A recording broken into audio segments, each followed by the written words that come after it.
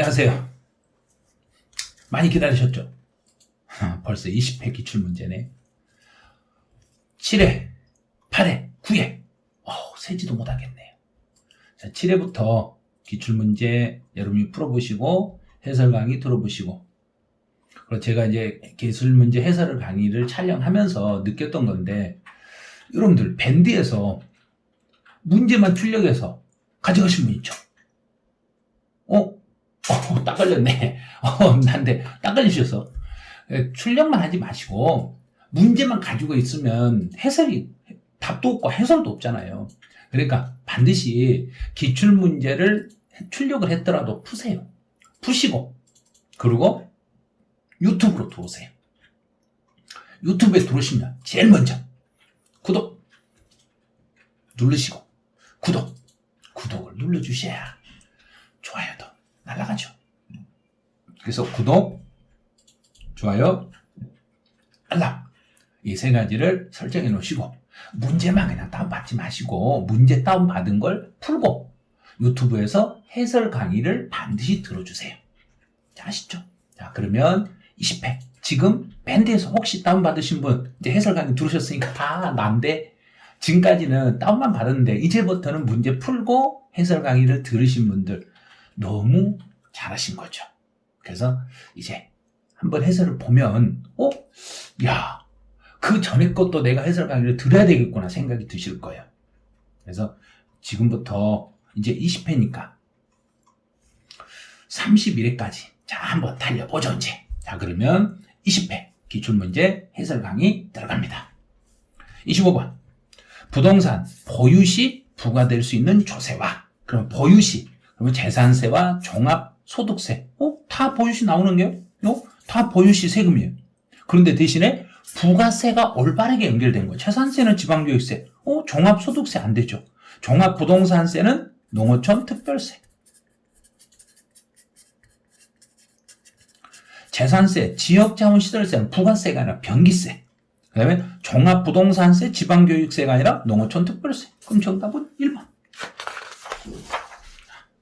자, 26번. 납세의 성립 시기로 옳은 것만으로 묶인 거, 소득세 지급할 때 아니죠. 소득세는 과세 기간이 끝나는 때. 자, 옳은 거 그랬으니까 기억 탈락. 기억 탈락. 니은 농어촌 특별세 모르겠어요. 자, 모르겠어요. 그럼 이렇게. 그다음에 재산세 아무 말이 없어도 과세 기준 6월 1일. 디귿은 맞았네. 그럼 답 4번이네. 응? 지방교육세는 부가세니까 그 과세 표준이 되는 세목이 성립하며 수시부가 사유가 발생했을 때 디귿, 리을, 뮤 맞았네. 그러면 농어촌 특별세가 틀렸다는 거예요. 농어촌 특별세는 과세 기간이 끝나는 때가 아니라 부가세니까 본세가 성립하는 때, 본래 세금이 성립하면 농어촌 특별세도 따라서 성립합니다. 그래서 니은도 X. 그러면 4번 정답. 이제 17번. 취득세가 과세될 수 있는 것으로만 묶인 것. 이거 좀 상당히 까다로우니까 조심하세요. 이런 문제 풀 때. 지목이 전에서 대지로 변경되어 가액이 증가됐으면 의제 취득으로 과세 대상이 되는 거예요. 기계장표, 관련 부품을 구입할 자체 제작은 원시 취득이죠. 그래서 원시로 취득했을 때는 과세 제외. 왜냐하면 차량이나 기계나 항공기나 선박을 원시로 취득했을 때는 과세하지 않습니다. 그럼 니은 들어간 거 탈락. 그럼 답은 3번이 돼버렸네. 이런 식으로 풀어도 금방 풀 수 있어요. 사실상 취득하지만 등기를 안 했더라도 사실상 취득도 취득세 대상이 되는 거예요. 공유수면을 매립하거나 간척으로 토지를 원시 취득했다. 토지나 건축물을 원시로 취득해도 과세 대상입니다. 그럼 기억, 디귿, 리을 3번이 답이죠. 28번. 28번 같은 경우에 어렵게 느껴지신 분이 있으면 이제 과점 주제에 대한 흐름 정리가 아직 안 되신 거예요. 취득으로 간주되는 지분 비율은 몇 프로인가? 그럼 여기서는 지분율을 빨리 따지셔야 돼요. 만주 중에 5,000주니까 50%. 만주 중에 6,000주니까 60%. 그럼 여기가 최초가 되죠. 그 다음에 3,000주니까 30%. 그럼 다시 과점주지가 아니었네? 그 다음에 7,000주니까 70%. 그럼 이거는 다시 과점 주주네. 그럼 다시 과점 주주였을 때는 옛날 과점 주주로부터 증가된 부분에 대해서 세금을 내니까 60에서 70으로 증가된 거. 다시 그러면 증가된 지분율에 대해서만, 그럼 증가된 거 10% 증가됐네? 그럼 10% 1번. 그래서 28번은 1번이 정답. 29번. 취득세의 과세 여부에 대한 설명으로 가장 옳은 걸 찾아라. 기부 체납을 조건으로 부동산을 취득했을 때는 취득세가 과세됩니다. 아니죠. 기부 체납 후 무상으로 그 재산이 정부에게 무상으로 넘어가니까 비과세.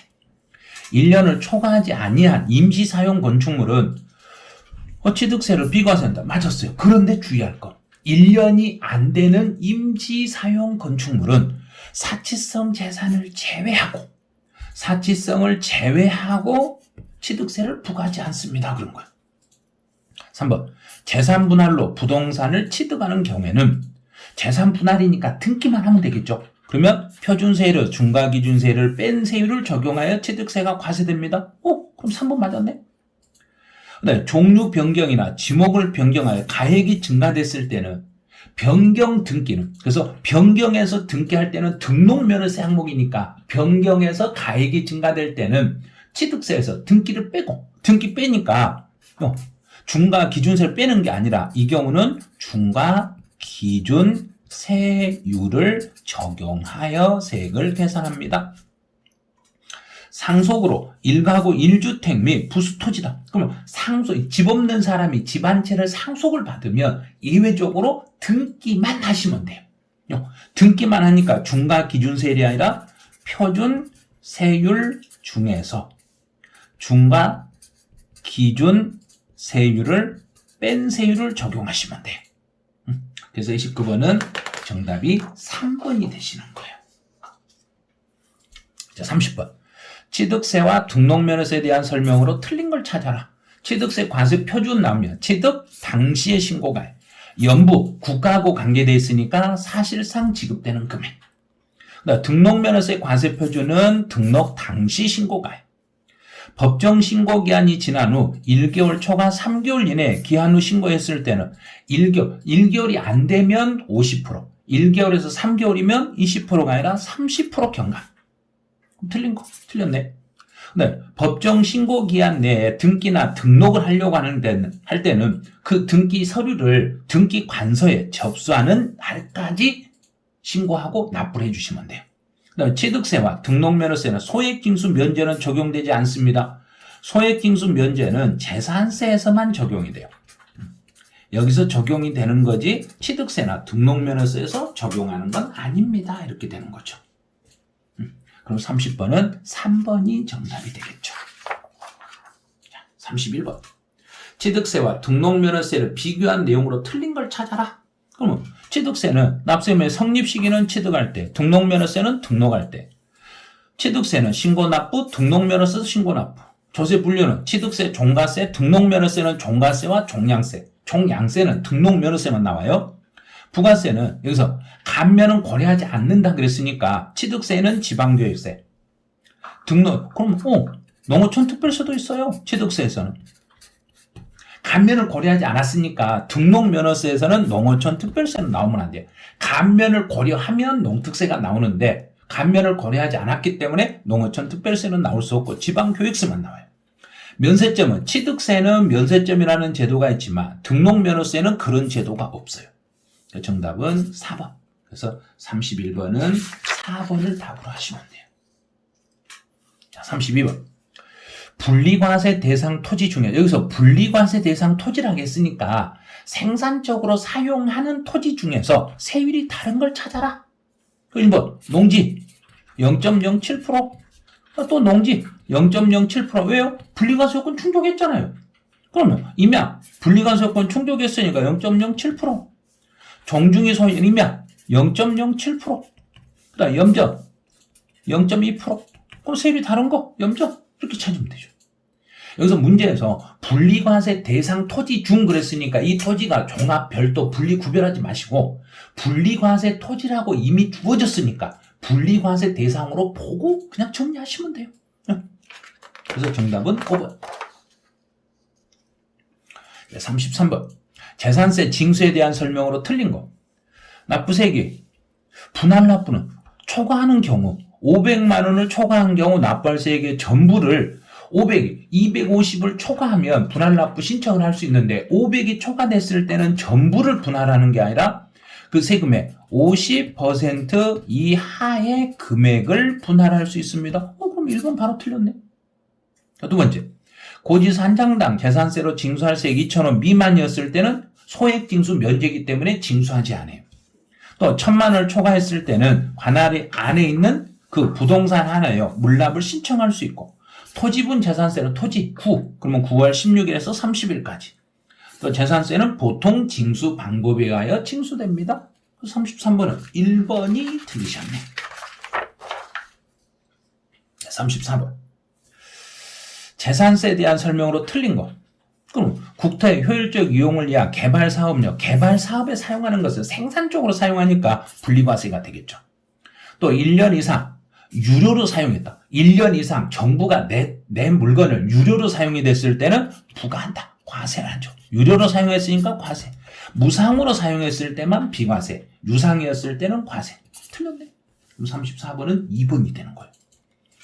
상속이 개시된 재산으로서 등기도 안 돼 있고 신고도 안 돼 있을 때는 주된 상속자가 재산세를 납부할 의무가 있는 거예요.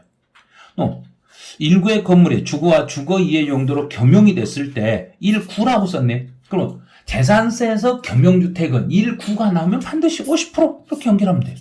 왜?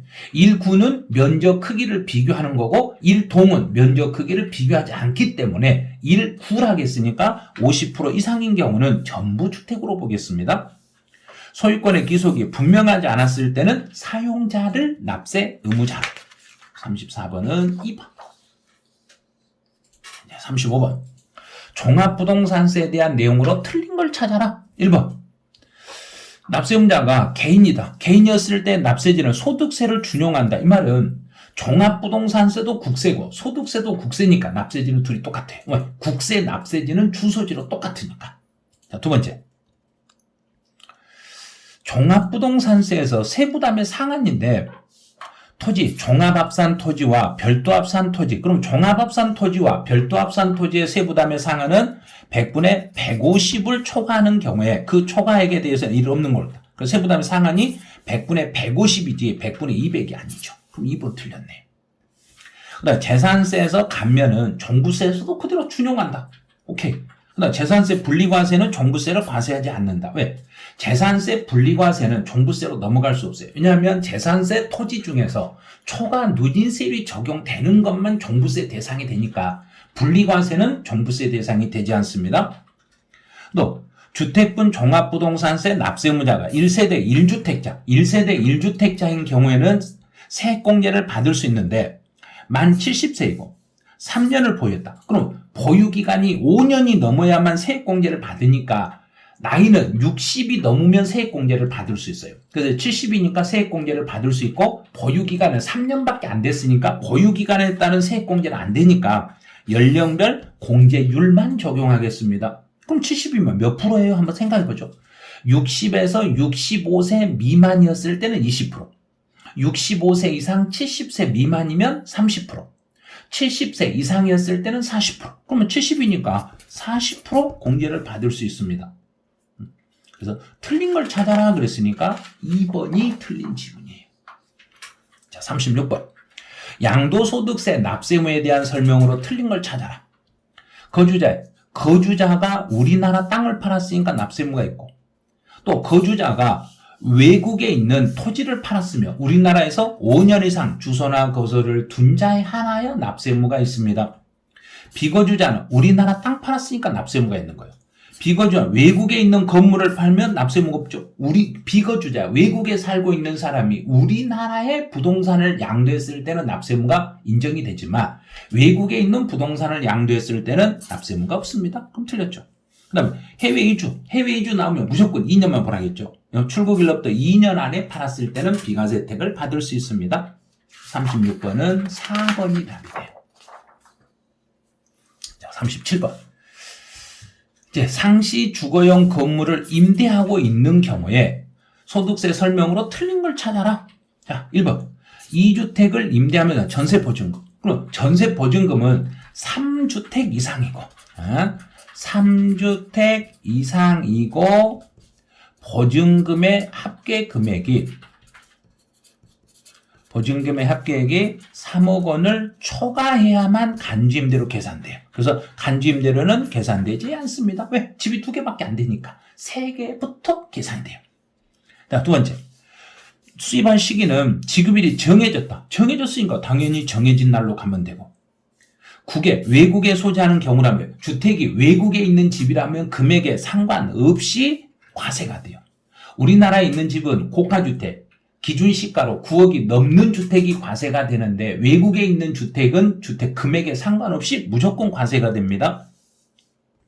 네 번째는 주택 임대로 인하여 발생하는 소득에 대한 비과세부를 판단할 때 나와 배우자가 각각 주택을 소유했을 때는 이를 합산하여, 부부간에는 합산하여 주택수를 계산해요. 주택을 임대하면서 받은 월 임대료, 주택을 임대하면서 월 임대료는 기타 소득이 아니라 여기는 사업 소득으로 과세하게 되는 거예요. 그래서 정답은 5번. 틀린 걸 찾으라 했으니까.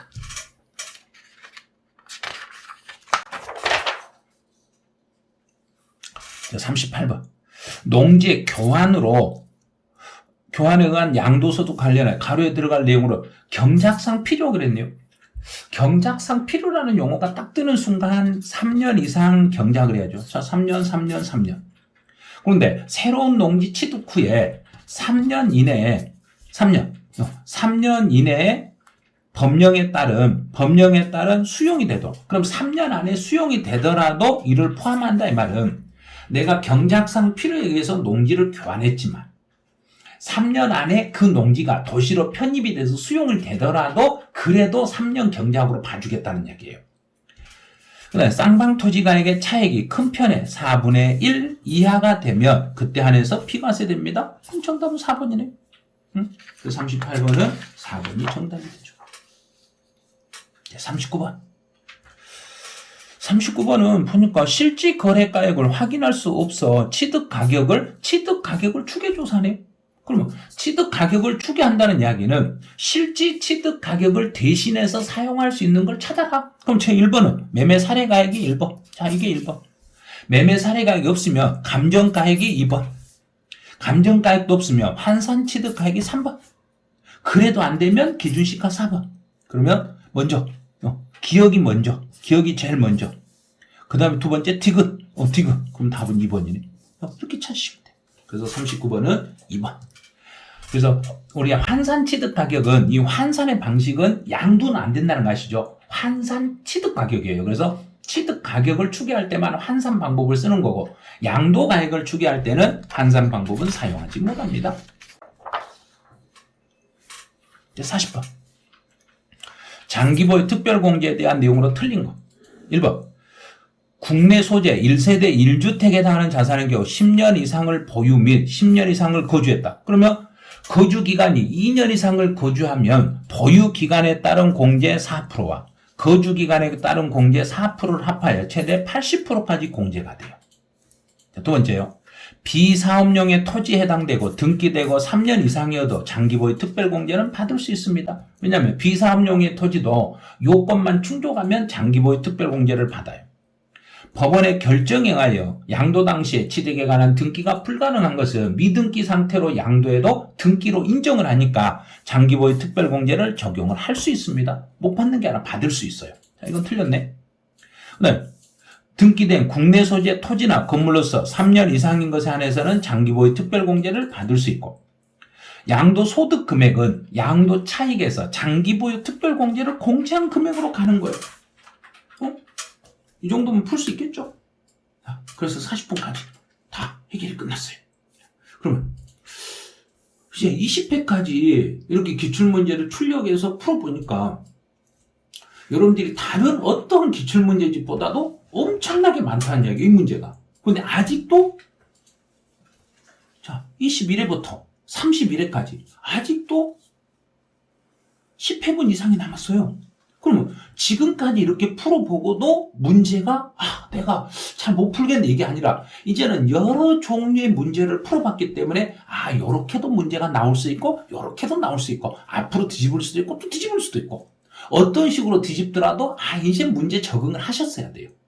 그래서 문제 난이도를 출제위원이 아무리 올리고 낮추고 해도 문제 유형은 비슷하다는 걸 알았을 거예요.